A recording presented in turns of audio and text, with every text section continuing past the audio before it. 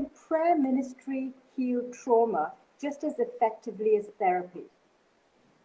Well, I guess I look at it this way. Can salt make something taste good just as well as pepper? They're very different. Okay. Now, I would look at it, well, and your culture has the best seasonings in the world. Just the most complex, amazing seasoning in the world. My culture, we really struggle. We really struggle. We're just enjoying curry, but I'm really proud to say that I ate Indian last night just by happenstance, but it wasn't near as good because we're in Arkansas. Okay, it was horrible actually, comparatively speaking, what you probably do. So I'm dying to come over there when flights are safe. I'll be there. But no, I look at it as there's a really important role for both because they can do very different things. Okay, just like does medicine work better than therapy? Okay, well I use them. All the studies show that medicine, we don't have great studies for prayer because that's a very hard thing to study. Okay, it's very hard to what is sham prayer? Like you didn't mean, how do you create a placebo for prayer, type thing. And I'd like to think that good meaning prayer would really work all the time. So, but if you look at medication and therapy, it shows that all the best studies show you put the two together works far better than either alone. Okay. And what you find though is oftentimes I get brought in by therapists. So on my own therapy patients, I've made this mistake where I start doing therapy first. They really don't want to do meds. They have a lot of fears about them. I said, okay, that's great. We'll just do this. But about, 4 or 5 sessions in, I'm realizing you're so depressed or have so much anxiety. I can't get very far or as far as I should be able to. I need to bring your therapy. I need to bring your anxiety down or bring up your depression because I'm worried you're going to crash. When things get hard in here, I need a safety net under you. So a lot of therapists I work with use me just really for that one thing. They do a lot of exposure therapy. And they'll tell me, hey, we're getting to that point now where it's going to get really hard. I need you to get them more stable. I get them to get their anxiety down so we can safely do the work.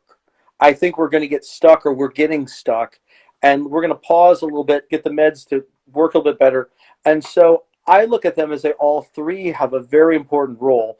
And I love it when pastors are willing to work with me. And when a pastor will call me and say, hey, we're really supportive of this, working with you. What can we do to either, help you or not get in the way or do? And I was like, oh my gosh, I wish more people would do that. I have a lot of pastors in our country, they're very afraid of my field and don't see it as we're working together. And I kind of laugh. I'm a recovering musician, so I've played church, drums at a lot of churches in town, just filling in for people. And I'll hear them give a sermon, and it's about the horrors of psychiatry and the meds we may use, or the horrors of secular therapy, these different things. And I'm kind of laughing. You realize the guy behind apparently you're not hearing God's full speaking to you, because he would have told you the drummer behind you is a psychiatrist, And I'm looking out and I go, I've got about 10 people in your church I've treated, and they've recovered miraculously and have incredible testimonies that they are terrified to ever say in your church. Yes. Because of how they think. And I've told them when they describe their church to them, I'm not sure that's a safe place to really tell this story. I don't think they're ready to hear it. I'm not putting down your church. So, or faith in any ways. I just say some people may not fully understand where you are because of their shame. Yes. And if you realize, if we look at the Apostle Paul, you can see what misguided shame can do. Okay, where he thought for sure he was on the right path. Unfortunately, he was on the wrong one, but very diligently killed Christians. I'm sure he was amazingly good at it and organized. Okay, but you don't want to, so you could take that, flip that over. So the story, again, we're back to the Bible. Incredible stories of what can happen if you don't deal with your issues and what can happen when you do. Yes. Yes. If Moses hadn't dealt with his shame issues of public speaking, where would we all be? So it's all in there. Some might offer that maybe Simon Peter needed a little more shame, but his ADHD was in there. He forgot, cutting off. He wasn't paying attention when they said not by might. They cut off the Roman's ear. We're back to that kind of a thing. So we're always back to how do I blend these all together in a way that can work. And I find prayer never gets in the way when it's done well. But boy, have I heard a lot of shaming prayers before. where I'm hearing this prayer and thinking, please, I know the person in the room that's hearing it, and I'm thinking their shame is gonna hear this a different way, and they're gonna internalize that in very shameful ways that I'm gonna have to try to undo next week in my office, and I'm just crushed hearing it. And I'm praying a counter prayer going, Lord, please help them hear this with the right heart, because I'm very worried they can't. And so prayer can be, again, that thing of it can really help and it can really hurt. Anything can be helpful or hurt in life. But we need the two. I like the salt and pepper illustration, which is so powerful. You need both. Well, I would call it really a curry, because and curry seasoning has many, many spices. Okay, and so you need sometimes you need medication to help people. Okay, sometimes you need I remember telling a Christian family, they were like, well, we really don't believe in meds, we don't believe all these things, and we're really worried about, is our son, what if he's gay, what if he this? And finally I said, you know what, I'm worried, is your son going to be alive next month? That's the only worry I have right now. And if you could get out of my way and let me fix that one problem, then we can worry about all your others. But if he's not alive, I won't be able to worry what his Christian life is like, or what his spiritual life is like. I've had Muslims that have come in and said, but you're a Christian, you're at this, so you can't, you don't understand our faith. I said, here's what I understand. Every faith wants their children alive. And every faith does not want anyone to take their life. So right now we're going to focus in on whatever I can, the best I can, bringing all the forces together I can. Whether that is we're going to take him outside, get him exercise. Whether I got to get his diet and eating better. Whatever it could be, everything I can bring to that to make it better, I'm going to do in a timely fashion that makes sense at the time. But right now, this person's so depressed, they're not even hearing anything you say.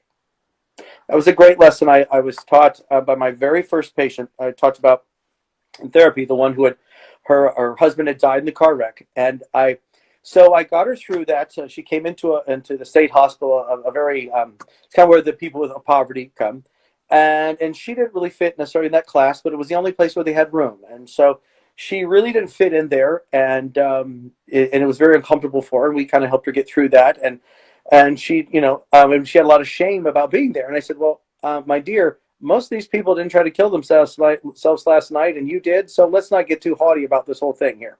Okay. But, it was a lot of trauma and shame being there, and it was a scary place for her. And it was fun, but we worked on a lot of therapy every day, and I had her there for about a week, and she really improved and took off. And so about 6 months later, when I started my therapy clinic, and she was my very first patient, I was so excited. And I called her and said, hey, we get to start working on therapy, and I can do it for free with you. And she said, good, because I'm still recovering from this, and I don't have a lot of money. I said, that's great. I can do it for free. All I need is hard work. I just need a hard worker. And she said, oh, that's me. I said, you were great. So we were talking, and months later, when she was doing so well, I said, remember back in the state hospital when we were talking about all these things, and you were really doing well, and you were really good about learning from this. And she said, oh, Dr. Tillemans, I just have to be honest with you. I feel so guilty. I was so depressed. I just really didn't understand anything you were saying to me at all. I just couldn't even hardly hear it. I couldn't concentrate. But you just seemed so excited and so cute about it. I just kind of went along with all of it. And I was crushed at first, and then I realized it was a great lesson for me, is that sometimes you've got to figure out where people are and figure out. I had to get her out of her depression enough to be able to make therapy work. And with that, it was really the medication that was doing that. And then once I could restore, so people would say, well, if you love therapy so much, why did you get good at the medications? I said, oh, I look at meds only do maybe 20 or 30% of the work. Okay. But if you've got a car that, a shift car, but if you're stuck in first gear, you can't start out in fifth gear. You have to work through those gears. And sometimes it takes meds to get me through first or second gear before I can finally get them to do the big stuff in therapy. So I learned my first career started working with very, very severe patients, the sickest of the sick, that were in the state hospitals where we put our sickest ones. And we would take them out of there in a special program and say, give me your worst patients and let me help you get better. Okay. And people, knowing I loved therapy, they said, why on earth would you do that? Why would you work with those people? I said, because to make therapy work, I need my meds to work as well as possible. And those guys over there really, really know their medications, and they're going to teach them to me. And it's a lesson I never learned, because I learned when I could restore those patients, people that they had thrown out on the trash heap and say that was their trash. And years later, when they came and looked at my patients, they would come to some of my groups and they would hear these people talking. And they said, how do they know about areas of the brain? And they use prefrontal cortex and nucleus accumbens. And how do schizophrenics know these things? I said, well, they're not stupid. It just took a little longer to get them in there. Okay. So I used to have a thing where I'd give all the drug talks I gave for pharmaceutical companies, a lot of things I'd bring to in consulting. I'd show them the slides and they'd learn. They were fascinated. They loved it. It took them a little longer to get there. Okay. And they said, well, how do they know that? I said, because I woke up their brain and now they can put the stuff in there. But I said, that was your trash, but they look like diamonds now, don't they? But eventually trash compacts down long enough, that dirt gets squeezed hard enough, and you can get it better. So don't give up on your people. So it really taught me that really good lesson of that, yes, will prayer alone do it? No. Will therapy alone do it? No. Will medications alone do it? In some, yes. But why not bring all the best things to bear and see what you do? Absolutely. That is incredible. And that just really is so encouraging, because it reminds us that there is hope.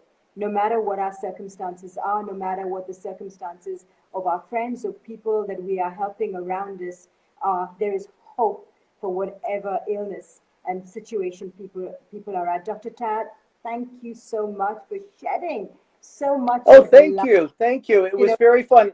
I wish I got to see a lot of the feedback. I wish I could have seen everybody today. I'm used to speaking crowds, so this is a new I'm having to see clients now like this, and it's very disorienting at times. I'm used to seeing their faces, and if they look bored, I change things real quick, So I hope it was good for you, valuable, and I hope I didn't get too wordy. But it's just so much exciting stuff to talk about that I'm glad that people want to know about. And I hope it was helpful for some of you. Thank you so much for inviting me. Dr. Tad, it's been incredibly helpful, and I'm so glad that you're really writing with technology, so thank you so much. And well, in all fairness, all credit goes to Ian, because I had to tell him I've never been on Instagram before, and you're gonna have to get me set up, because I told them years ago I got on Facebook, and my very first person to try to join with me was one of my sickest patients, who I said, oh, this is not going to work out at all, and I got off really quick, and I haven't been on since. So I'm sorry, I'm not out on Instagram, because at the end of every day, people say, oh, I want to FaceTime your Instagram. It's all I can do to get through all my my med concern calls and everything as it is, and I have a life. I don't know how people have more time to connect with more people. I have so many people to connect to just in my day trying to help people. But thank you, Ian, so much for doing this and bearing with me, and sorry for the little glitch there. I hit a wrong button at one point. So thank you so much, you guys. Thank you so much, Dr. Tad. You've been really, really good. And for everyone watching today, we have a lot of resources, on the daisysisterhood.com website. So please go and hit the website and you can get some information. A lot of thumbs up for Dr. Tad, please. We are really so excited and so happy. Thank you very much. Thank you so much. We look forward to doing many more of these together, Dr. Tad. And I know that as we go forward, we'll build a platform so that we can help people as they journey through their traumas to find and to come to a place of healing and wholeness, using the combination of therapy, medication, as well as prayer. With everything working together, we can really do well. We have resources at the daisysisterhood.com for you to work together with your friends. And in the coming months, we're going to build this platform, and we will tell you all about it. It's going to be really exciting. Thank you so much, Dr. Tad. Thank you. To have you, and we look forward to many other sessions with you, enlightening us and helping us on our path to live our best and most fruitful life. Thank you so much. God bless you, and thank you everyone for joining us. Thank you so much. Thank you all.